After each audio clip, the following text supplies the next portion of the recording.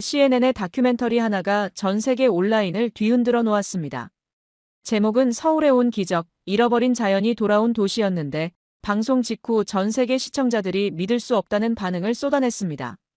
특히 유럽과 미국 환경 전문가들은 이게 정말 서울 맞냐며 충격을 감추지 못했어요. 한국의 환경 정책을 의심하고 허점을 찾으러 갔던 독일 출신 CNN 기자가 오히려 전 세계가 배워야 할 모델이라고 극찬한 거였습니다. 도시 한복판에서 멸종위기종 수달이 새끼를 기르고 시베리아 큰고니 떼가 매년 찾아오며 전 세계 5천 마리뿐인 저어새의 20%가 서울에서 겨울을 난다는 내용이었어요. 20년 전만 해도 상상할 수 없었던 일이라며 눈물을 흘리는 서울 시민의 모습이 전 세계 화제가 됐습니다. 외국 언론이 처음으로 한국의 환경 정책을 전 세계 도시들이 따라 해야 할 성공 사례라고 공식 인정한 순간이었어요. 하지만 정작 우리는 이런 변화가 얼마나 대단한 것인지 제대로 모르고 살아왔습니다. 대체 우리가 모르는 사이에 한강에서 무슨 기적 같은 일이 벌어진 건지 외국 전문가들은 왜 그토록 감동받았는지 궁금하지 않으십니까? 어떻게 된 일인지 지금 바로 알아보겠습니다. 잠깐만요. 혹시 지금 어디서 듣고 계신가요? 구독과 좋아요 미리 눌러주시면 건강하고 행복한 기운 듬뿍 받으실 거예요. 저는 마야 렌츠입니다. CNN에서 12년간 환경 다큐멘터리를 제작해왔어요. 아마존에서 사하라까지 지구 곳곳의 생태 파괴를 카메라에 담았습니다. 새벽 3시 애틀랜타 CNN 본사 편집실. 저 혼자 남아 모니터를 응시하고 있었어요. 화면에는 서울 한강의 겨울 풍경이 반복 재생되고 있었습니다. 얼어붙은 강 위에 수천 마리의 새들이 떠 있었어요. 청둥오리, 흰뺨 검둥오리, 기러기 떼까지. 도심 한복판에서 벌어지고 있는 광경이었습니다. 말도 안 돼. 저는 화면을 멈췄어요. 확대했다가 되감았다가 반복했습니다. 겨울의 도시 강에서 이런 일이 벌어질 리 없어요. 특히 서울 같은 대도시에서 말이죠. 분명히 어딘가 조작된 부분이 있을 겁니다. 그때 편집실 문이 열렸어요. 로버트 헤인즈가 들어왔습니다. 58세, CNN에서 20년간 일한 베테랑 프로듀서였어요. 아직도 그거 보고 있어? 로버트는 화면을 힐끗 보며 말했습니다. 또 아시아발 이미지 세탁이군. 이미지 세탁이요? 저는 고개를 들었어요. 당연하지. 도시에서 철새가 겨울을 난다고. 로버트의 목소리는 냉소적이었어요. 분명 어디선가 데려와서 풀어놓은 거야. 저도 같은 생각이었습니다. 환경 분야에서 과장된 홍보는 흔한 일이거든요. 특히 아시아 국가들은 더욱 그랬고요. 내가 가서 확인해보죠. 저는 제안했어요. 진짜인지 가짜인지 제대로 파헤쳐 볼게요. 그래. 일주일이면 충분할 거야. 로버트가 단호하게 말했어요. 숫자로 입증해. 감동적인 영상 말고 정확한 데이터로. 저는 이미 결론을 내리고 있었어요. 한국의 환경 홍보를 폭로하는 다큐멘터리를 만들 계획이었습니다. 겨울 도시에서 야생 철새가 산다는 건 불가능한 일이니까요. 비행기표를 예약하면서 저는 필요한 장비들을 점검했어요. 고해상도 카메라, 수중 촬영 장비, 수질 측정기. 그리고 가장 중요한 것은 거짓을 밝혀낼 분석 도구들이었습니다. 사실 저에게는 개인적인 경험이 있었어요. 독일 통일 이후 함부르크에서 진행된 친환경 재개발 프로젝트. 자연이 돌아왔다는 정치적 홍보였지만 실제로는 연출된 것들이었거든요. 정치인들은 성과를 자랑했지만 1년 후 모든 게 원래대로 돌아갔어요. 그때부터 저는 환경보건에 대한 희망적 보도를 믿지 않게 되었습니다. 환경은 정치적 도구가 될 뿐이야. 아버지의 말이 떠올랐어요. 산업개발 엔지니어였던 아버지는 늘 말씀하셨거든요. 개발은 희생을 동반한다. 되돌릴 수 없는 희생을. 인천공항으로 향하는 비행기 안에서 저는 한국 자료를 정리했어요. 서울 인구 1,000만 명. 세계에서 가장 밀도가 높은 도시 중 하나. 이런 곳에서 야생 철새가 겨울을 날 수 있다는 게 말이 되나요? 분명히 조작된 거예요. 며칠 안에 진실을 밝혀낼 겁니다. 하지만 저는 몰랐어요. 제가 서울에서 목격할 일들이 제 모든 믿음을 뒤바꿀 거라는 걸 말이에요. 비행기 창밖으로 한반도가 보이기 시작했어요. 하얀 눈에 덮인 땅, 그 사이로 굽이치는 강. 한강이었습니다.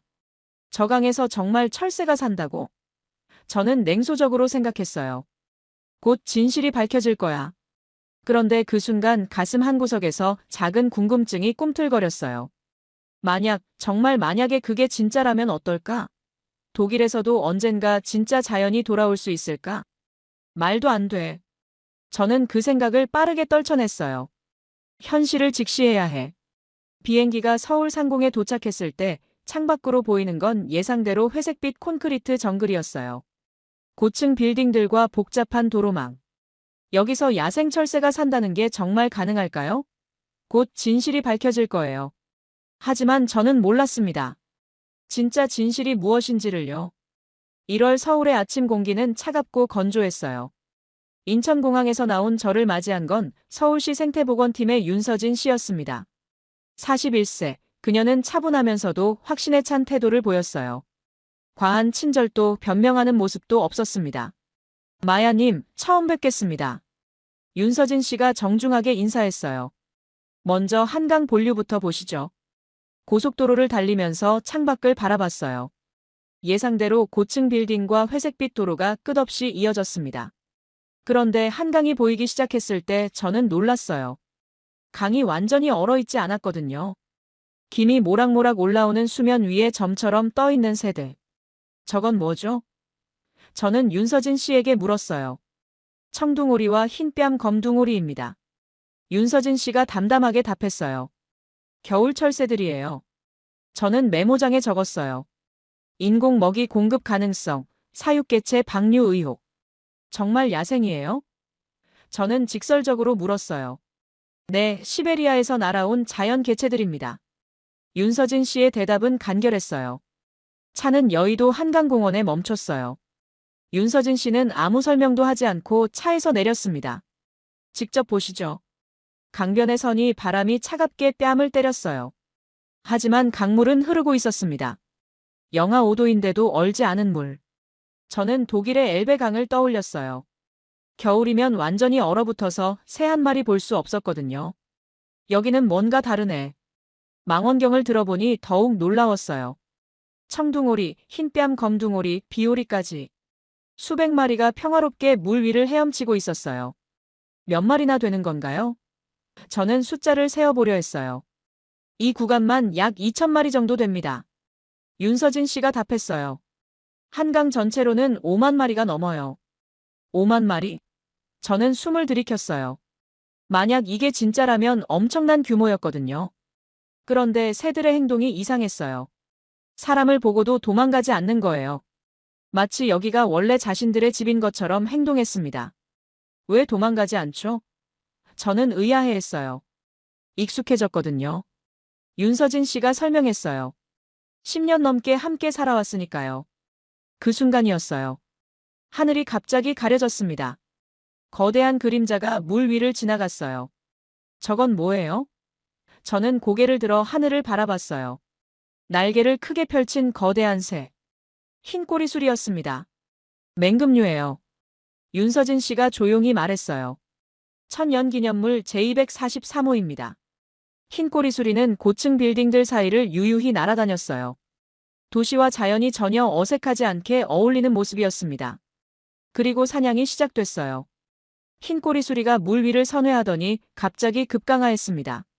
정확하고 망설임 없는 움직임이었어요.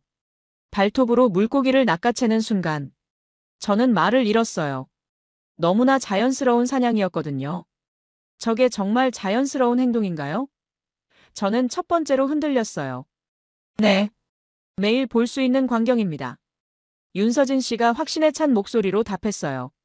저는 카메라로 그 장면을 담으려 했지만 이미 흰 꼬리수리는 다른 곳으로 날아간 후였어요. 너무나 빠르고 자연스러운 움직임이었습니다. 이 정도 규모면 저는 혼잣말처럼 중얼거렸어요. 연출 비용이 말이 안 되는데 수백 마리의 새들을 겨울 내내 관리한다는 건 불가능에 가까워요. 게다가 맹금류까지 나타날 줄이야. 윤서진 씨가 조용히 말했어요. 겨울에 맹금류가 온다는 건 이 강이 살아있다는 뜻입니다. 그 말이 제 가슴에 와닿았어요. 살아있는 강. 독일에서는 상상할 수 없는 일이었거든요. 어떻게 이런 일이 가능하죠? 저는 솔직한 의문을 털어놨어요. 20년 걸렸어요. 윤서진 씨의 답은 간단했어요. 하지만 결국 해냈죠. 그날 첫 번째로 제 신념에 균열이 났어요. 만약 이게 정말 진짜라면, 20년간의 노력으로 도시 강의 생명이 돌아올 수 있다면, 저는 로버트에게 보낼 첫 번째 리포트를 머릿속으로 정리했어요. 규모가 예상보다 큽니다. 단순한 연출로 보기엔. 하지만 아직 확신할 수는 없었어요. 더 많은 것을 봐야 했습니다. 더 확실한 증거가 필요했어요. 그날 밤 호텔에서 저는 창밖을 바라봤어요. 한강이 보이지는 않았지만 어딘가에서 수천 마리의 새들이 잠들고 있을 거라는 생각이 들었어요. 정말 그들이 자연스럽게 이곳에 왔을까요? 내일은 더 자세히 알아봐야겠어요. 새벽 6시 윤서진 씨가 호텔로 마중 나왔어요. 오늘은 새들이 가장 활발한 시간을 보여드릴게요. 우리는 중랑천 합류 지점으로 향했습니다. 차창 밖으로 보이는 한강은 새벽 안개에 쌓여 신비로웠어요. 여기가 철새들의 핵심 서식지입니다. 윤서진 씨가 차를 세우며 말했어요. 강변에 내리니 발밑에서 얼음이 얇게 깨지는 소리가 났어요. 하지만 물은 여전히 흐르고 있었습니다. 김이 모락모락 올라오는 수면. 망원경을 들어보니 놀라운 광경이 펼쳐졌어요. 청둥오리, 흰뺨 검둥오리, 비오리들이 떼를 지어 헤엄치고 있었습니다. 수백 마리가 넘어 보였어요. 정말 많네요. 저는 감탄했어요. 아직 시작도 안 했어요. 윤서진 씨가 미소를 지었어요. 조금 더 기다려보세요. 10분 정도 지나자 하늘에서 날갯짓 소리가 들렸어요. 멀리서 새떼가 날아오고 있었습니다. 기러기 떼였어요. 비자 형태로 정렬해서 날아오는 모습이 장관이었습니다. 각각의 날개 길이만 1미터가 넘어 보였어요. 저건 뭔가요? 저는 흥분해서 물었어요. 큰고니입니다. 윤서진 씨가 답했어요. 시베리아에서 날아온 거예요. 시베리아에서요? 저는 믿기 어려웠어요. 그 먼 곳에서 여기까지 날아온다니. 큰고니 떼는 강위를 한 바퀴 선회한 후 천천히 물 위로 내려앉기 시작했어요. 착수하는 순간마다 물보라가 일었고 그 모습이 정말 우아했습니다. 몇 마리나 되죠? 저는 숫자를 세려고 했어요. 약 50마리 정도예요. 윤서진 씨가 답했어요. 이 그룹은 매년 같은 시기에 와요. 매년 같은 시기에? 그 말은 이들이 이곳을 기억하고 있다는 뜻이었어요. 진짜 자연적인 행동이라는 증거였죠. 그런데 더 놀라운 일이 벌어졌어요.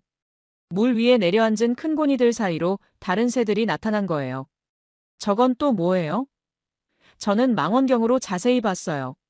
새하얀 몸에 검은 부리. 부리 끝이 넓적해서 독특했어요. 처어새입니다. 윤서진 씨가 조용히 말했어요.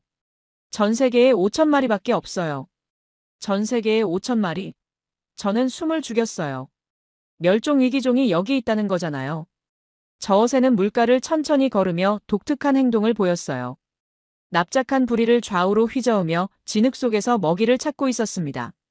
정말 젓가락으로 저어내는 것 같은 동작이었어요. 부리로 먹이를 걸러내는 거예요. 윤서진 씨가 설명했어요. 아주 특수한 사냥법이죠.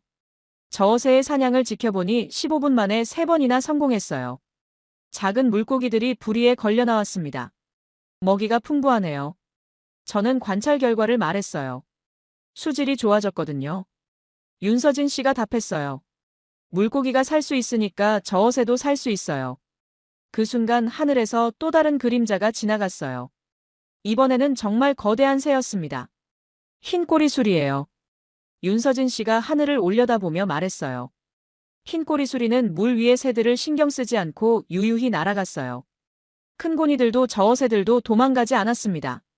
서로 싸우지 않나요? 저는 신기했어요. 먹이가 다르거든요. 윤서진 씨가 설명했어요. 그래서 경쟁하지 않아요. 정말 완벽한 생태계였어요. 각자의 자리에서 각자의 역할을 하며 평화롭게 공존하고 있었어요. 저는 이런 광경을 본 적이 없었어요. 독일의 어떤 강에서도 겨울에 이런 다양한 새들을 볼 수 없었거든요. 이게 정말 자연스러운 일인가요? 저는 여전히 믿기 어려웠어요. 새들은 거짓말을 하지 않아요. 윤서진 씨가 의미 깊게 말했어요. 안전하지 않으면 오지 않죠. 그 말이 제 가슴에 와닿았어요. 새들은 거짓말을 하지 않는다. 정말 그랬어요. 만약 이곳이 안전하지 않다면 멸종위기종인 저어새가 올 리 없어요. 시베리아에서 큰 고니가 찾아올 리도 없고요. 제가 지금 보고 있는 건 연출이 아니라 진짜 자연이었어요. 20년간의 노력으로 만들어진 도시 속 생태계였습니다. 정말 대단한 일이네요. 저는 진심으로 말했어요. 아직 더 보실 게 많아요. 윤서진 씨가 답했어요. 내일은 더 놀라운 곳을 보여드릴게요. 그날 오후 저는 로버트에게 전화를 걸었어요. 로버트, 이건 생각보다 복잡해요. 뭔 소리야? 조작 증거 찾았어? 글쎄요. 규모가 너무 커요. 멸종위기종까지 있고. 멸종위기종? 전 세계에 5천 마리밖에 없는 저 어새가 여기서 사냥하고 있어요. 전화 너머로 침묵이 흘렀어요. 더 파헤쳐봐. 반드시 허점이 있을 거야. 로버트가 단호하게 말하고 끊었어요. 하지만 저는 이미 흔들리고 있었어요. 새들의 자연스러운 행동, 다양한 종들의 완벽한 공존. 이 모든 걸 연출할 수는 없을 테니까요. 혹시 제가 틀렸던 걸까요? 도시에서도 진짜 자연이 살아갈 수 있는 걸까요? 셋째 날 아침 윤서진 씨는 저를 한강 수질 검사소로 데려갔어요. 직접 데이터를 보시죠. 검사소는 생각보다 첨단 시설이었어요. 각종 분석 장비들과 현미경, 실시간 수질 모니터링 시스템까지 갖춰져 있었습니다. 벽면에는 20년간의 수질 변화 그래프가 걸려 있었어요.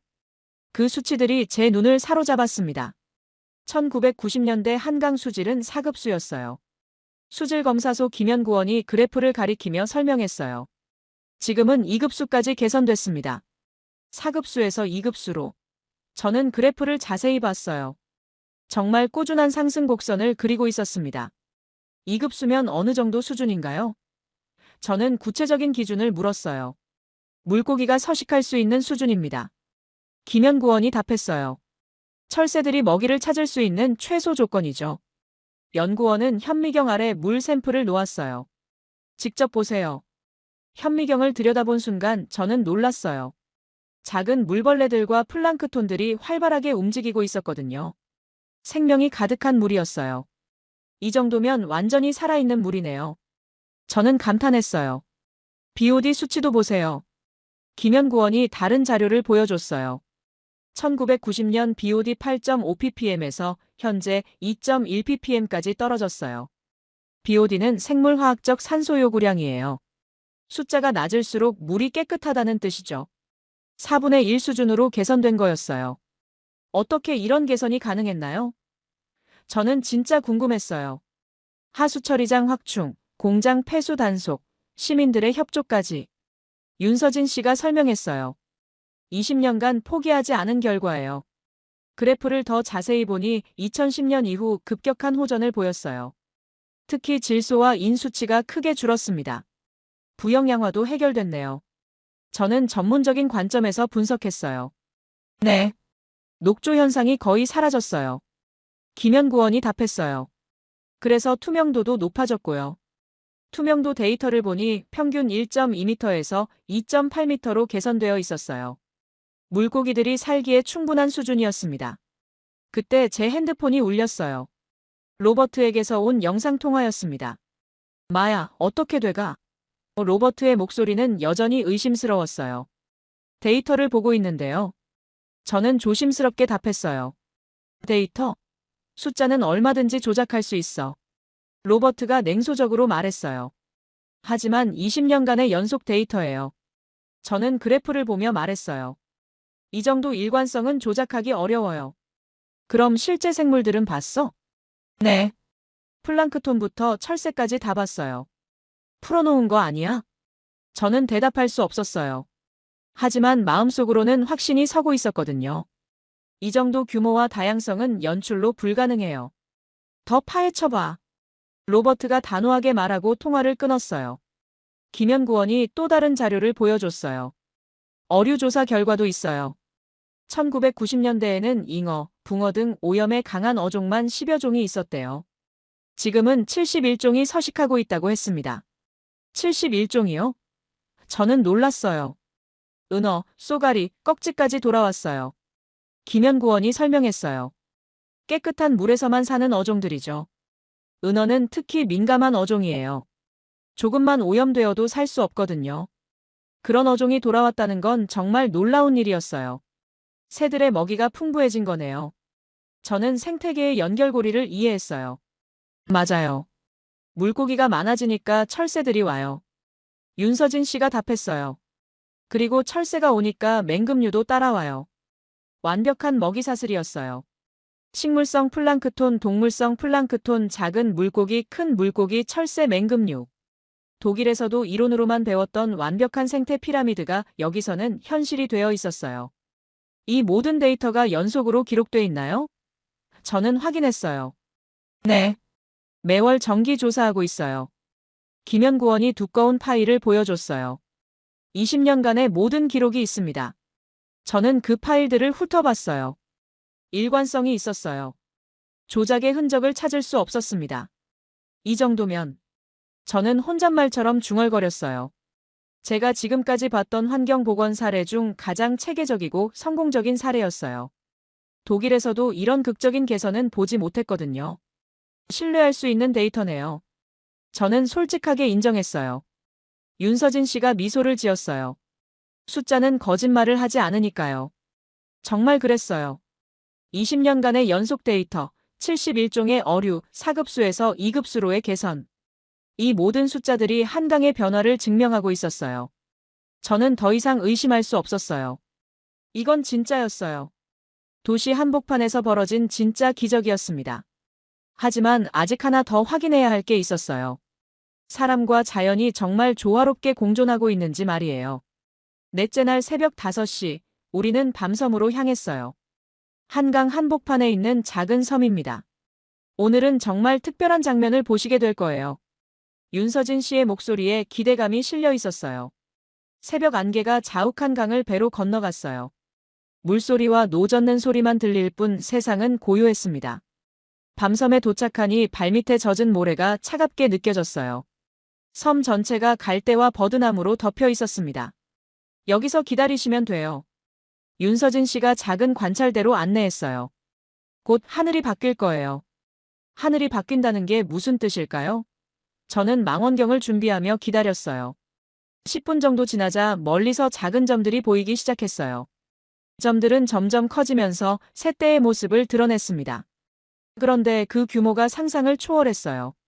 수백 마리의 거대한 새들이 일제히 날아오고 있었거든요. 저건 뭐예요? 저는 숨을 죽이며 물었어요. 큰 고니들이에요. 윤서진 씨가 흥분된 목소리로 답했어요.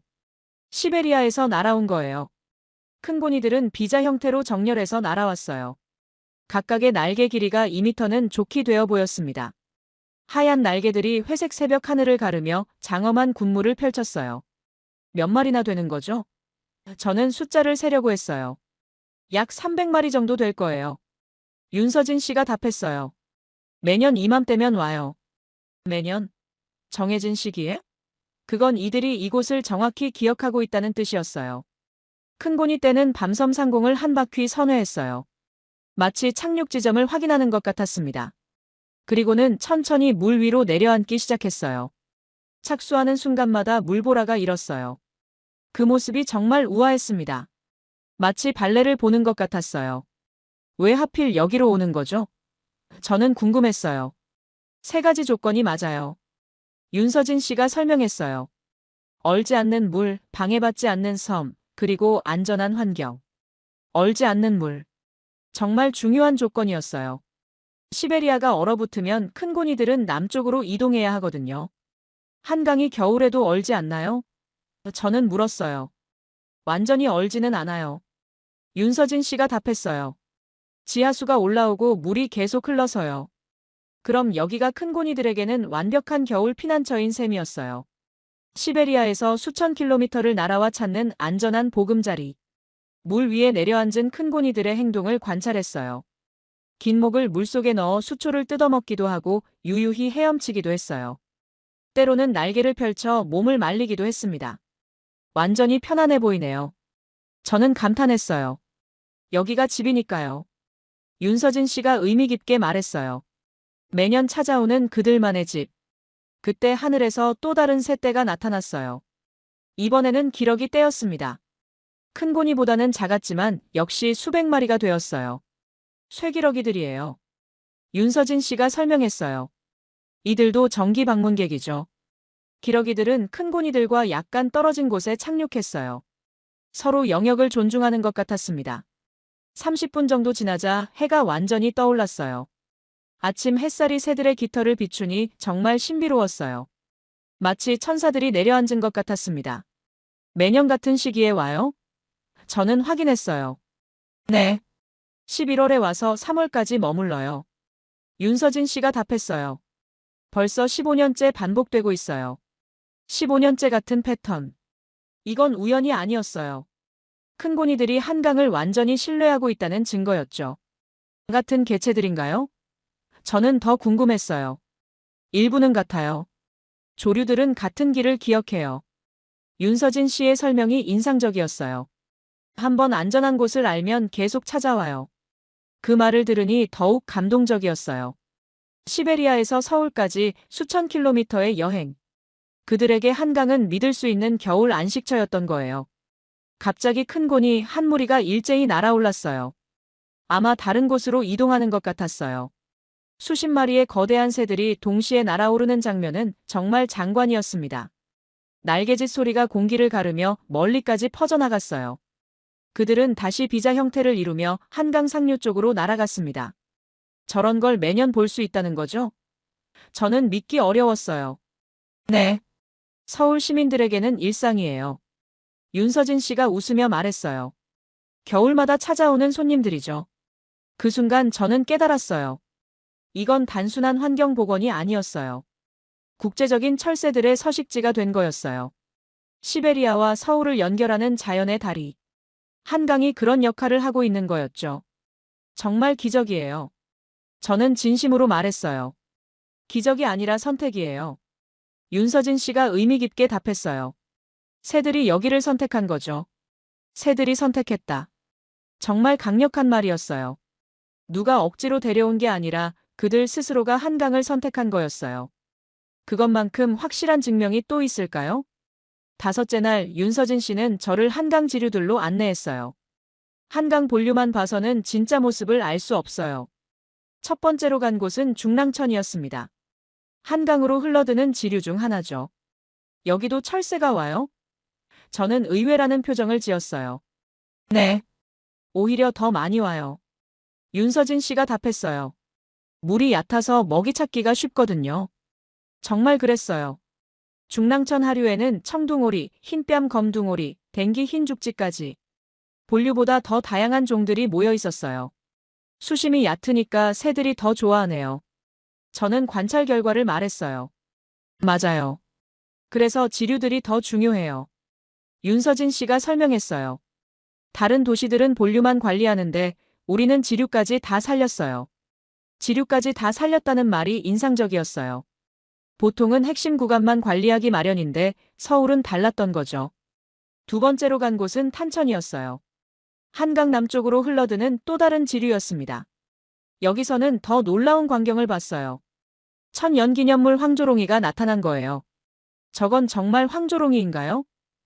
저는 망원경으로 자세히 봤어요. 네. 천연기념물 제323호예요. 윤서진 씨가 확신에 찬 목소리로 답했어요. 황조롱이는 탄천상공을 맴돌며 사냥감을 찾고 있었어요. 갑자기 급강하에서 무언가를 잡아챘습니다. 아마 작은 설치류였을 거예요. 도시에서 맹금류가 사냥을 한다니. 저는 믿기 어려웠어요. 먹이사슬이 완성됐다는 뜻이에요. 윤서진 씨가 설명했어요. 풀, 곤충, 작은 동물, 맹금류까지. 완전한 생태 피라미드였어요. 독일에서는 도시 근교에서나 볼 수 있는 것들이 서울 한복판에 있었어요. 그때 윤서진 씨가 특별한 자료를 보여줬어요. 국제적으로도 주목받고 있어요. UN 해비타트에서 발표한 보고서였습니다. 도시 생태 복원 성공 사례라는 제목이었어요.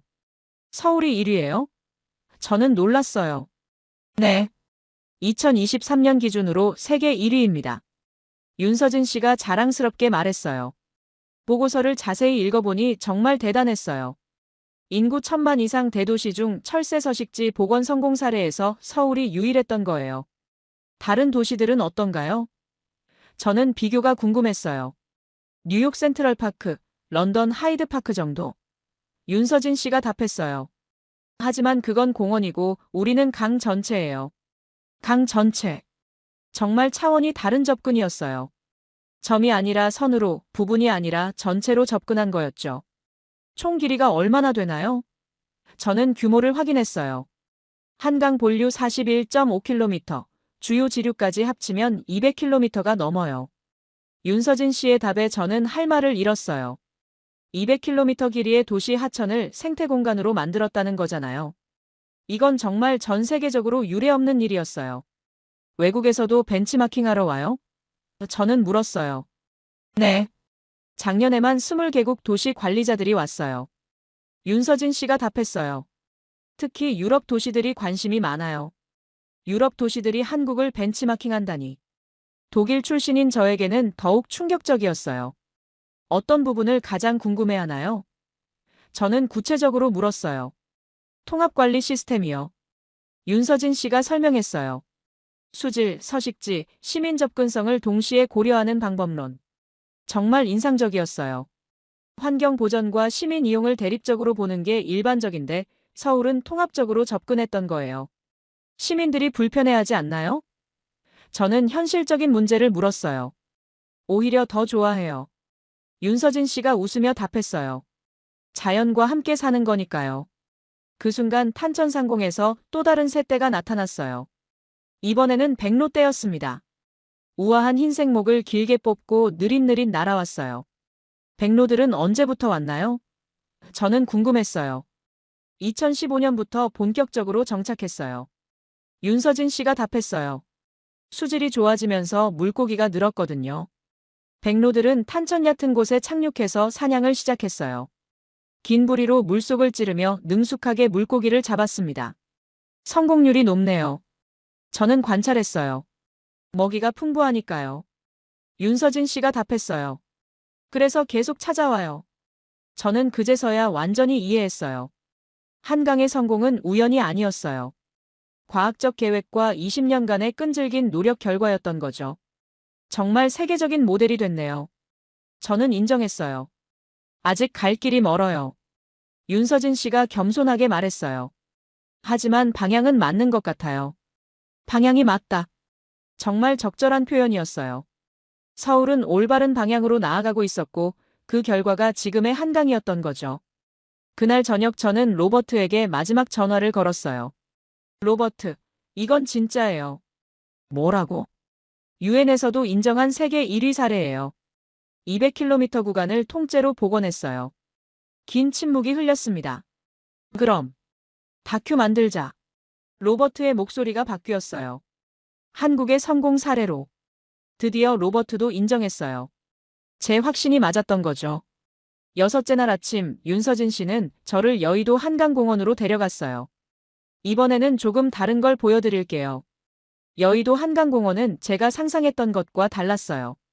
국회의사당과 고층 빌딩들에 둘러싸인 도심 한복판인데 동시에 넓은 초원과 습지가 조성되어 있었거든요.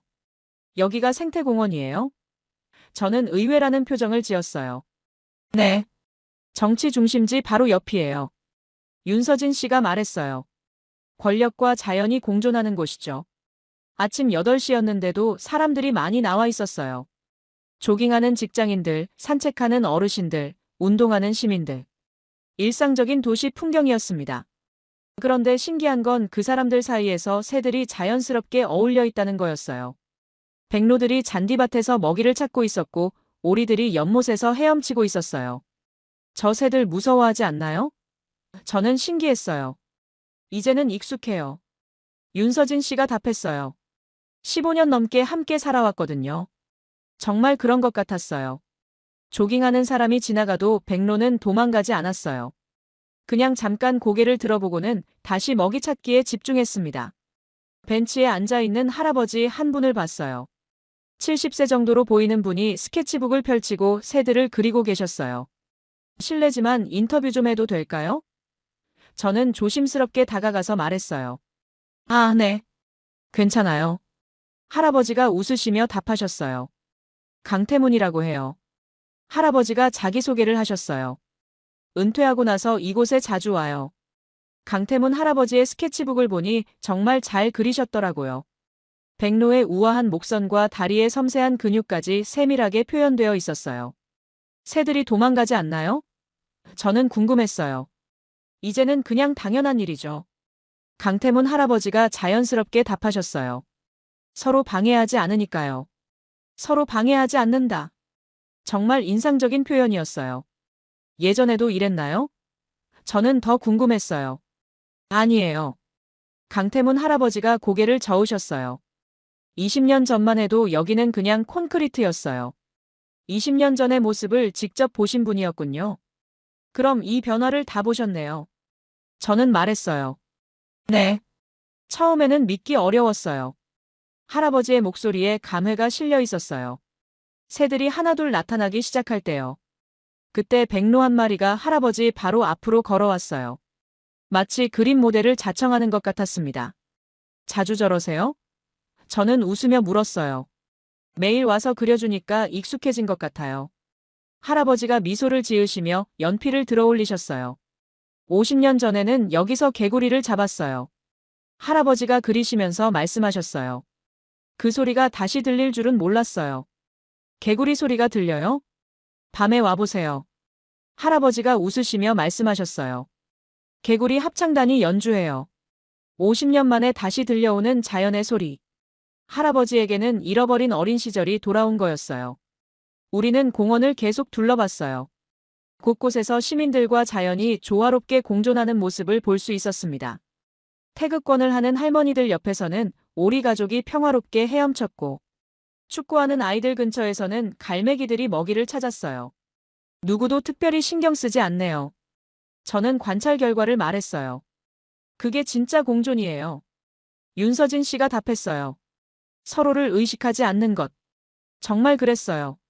의도적인 보호나 특별한 관심이 아니라 그냥 자연스러운 일상이었어요. 점심시간이 되자 직장인들이 도시락을 들고 나와 벤치에 앉았어요.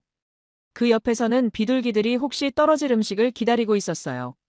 하지만 직장인들은 일부러 먹이를 주지는 않았어요. 적당한 거리를 유지하면서 평화롭게 공존했습니다.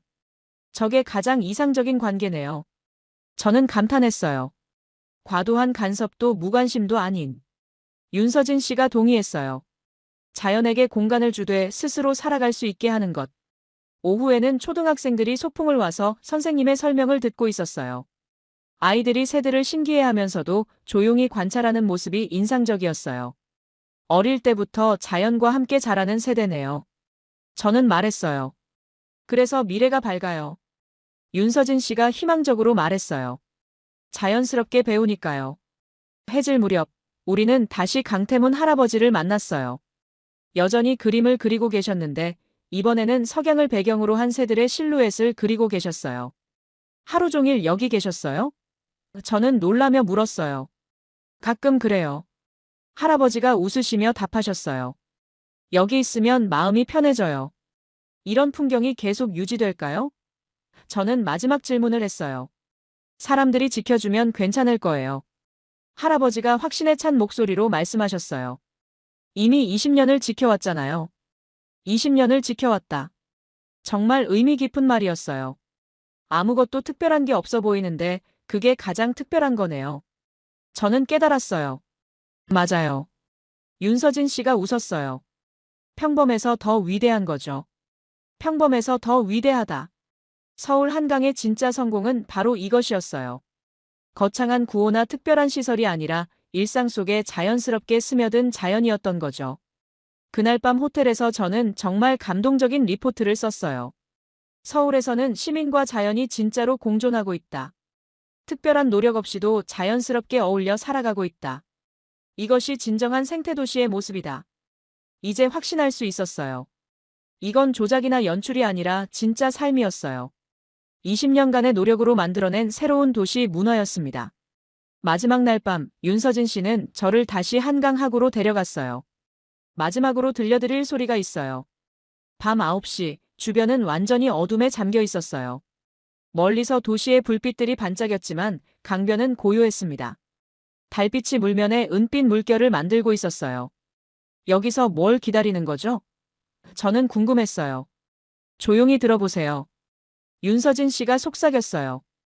처음에는 아무 소리도 들리지 않았어요. 그냥 바람이 갈대를 스치는 소리뿐이었습니다. 도시의 웅웅거리는 소음도 멀리 들렸고요. 그런데 잠시 후 작은 소리가 들려오기 시작했어요. 개굴개굴. 멀리서 개구리 소리가 들렸어요. 맹꽁이에요. 윤서진 씨가 조용히 말했어요. 50년 만에 돌아온 소리예요. 50년 만에? 저는 귀를 기울였어요. 정말 그랬어요. 하나둘씩 개구리들이 울기 시작하더니 곧 합창이 되었어요. 다양한 종류의 개구리 소리가 어우러져 자연의 교향곡을 만들어냈습니다. 그 순간 저는 눈물이 날 것 같았어요. 어릴 적 독일 할아버지 농장에서 들었던 바로 그 소리였거든요. 20년 만에 다시 듣는 개구리 합창이었어요. 정말 돌아왔네요. 저는 작은 목소리로 말했어요. 자연은 포기하지 않아요. 윤서진 씨가 의미 깊게 말했어요. 기회만 주면 반드시 돌아와요. 개구리 소리 사이로 부엉이 울음도 들려왔어요. 그리고 멀리서는 물새들이 날개를 퍼덕이는 소리도 났습니다. 밤의 생태계가 완전히 살아 움직이고 있었어요. 이게 진짜 성공이네요. 저는 깨달았어요. 다시 들려오는 자연의 소리. 그때 물가에서 작은 파문이 일었어요. 무언가가 물 위로 떠오르는 소리였습니다. 달빛 아래 수달이 조용히 수영하고 있었어요. 밤에 활동하는 수달의 모습을 보는 건 정말 드문 일이었어요. 물 위를 유유히 헤엄치며 사냥하는 모습이 환상적이었습니다. 완벽해요. 저는 감탄했어요. 정말 완벽한 생태계예요. 20년 걸렸어요. 윤서진 씨가 다시 한번 강조했어요. 하지만 결국 해냈어요. 저는 지난 일주일을 돌이켜봤어요. 수달 가족, 황조롱이, 흰꼬리 수리, 큰고니, 저어새. 그리고 그들과 평화롭게 공존하는 시민들. 모든 게 진짜였어요. 조작도 연출도 아닌 진짜 기적이었어요. 윤서진 씨. 저는 마음속 깊은 감정을 털어놨어요. 저는 틀렸어요. 뭐가요? 자연은 한 번 떠나면 돌아오지 않는다고 생각했어요. 저는 솔직하게 말했어요. 하지만 여기서 반대의 증거를 봤어요. 자연은 관대해요. 윤서진 씨가 따뜻하게 말했어요. 우리가 조금만 배려하면 다시 돌아와요. 그때 저어새 한 마리가 달빛 아래 갯벌에 나타났어요. 조용히 부리를 좌우로 흔들며 먹이를 찾고 있었어요. 그 모습이 너무나 평화로웠어요. 그냥 살아가고 있네요. 저는 중얼거렸어요. 그렇게 조용히 서울은 회복된 게 아닙니다. 윤서진 씨가 의미심장하게 말했어요. 회복되게 만든 겁니다. 회복되게 만들었다.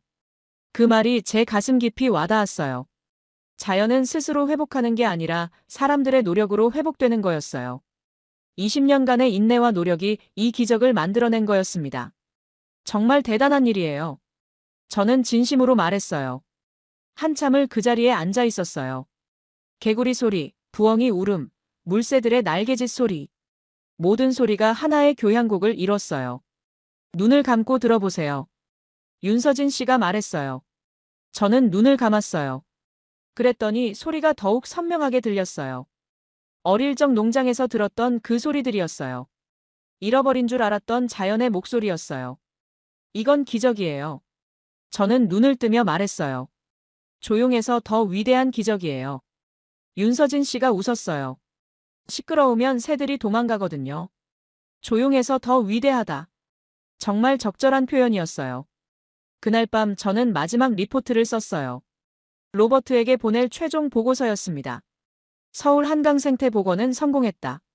이것은 조작이나 연출이 아니라 20년간의 노력으로 이뤄낸 진짜 기적이다. 수달, 큰고니, 저어새, 흰꼬리 수리까지 모든 동물들이 자연적으로 서식하고 있다. 시민들과도 완벽하게 공존하고 있다. 이것은 전 세계가 배워야 할 모델이다. 한번 파괴된 자연도 충분한 시간과 노력이 있으면 완전히 회복될 수 있다는 증거다. 생명은 포기하지 않는다. 기회만 주면 반드시 돌아온다. 리포트를 다 쓰고 나서 저는 창밖을 바라봤어요. 서울의 밤 풍경이 보였지만 이제는 다르게 보였어요. 고층 빌딩 사이로 새들이 날아다니는 게 보이는 것 같았어요. 로버트에게 전화를 걸었어요. 로버트, 저예요. 마야, 어떻게 됐어? 모든 게 진짜였어요. 잠깐의 침묵이 흘렀어요. 한강생태복원은 완전한 성공이에요.